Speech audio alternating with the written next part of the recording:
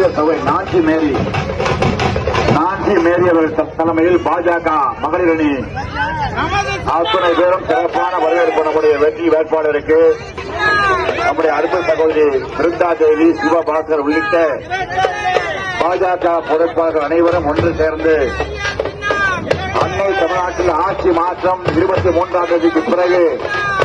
மே 4ஆம் தேதிக்கு பிறகு ஆட்சி மாற்றம் நடைபெறுவது உறுதி என்பதை வழிகாட்டுகின்ற வகையில்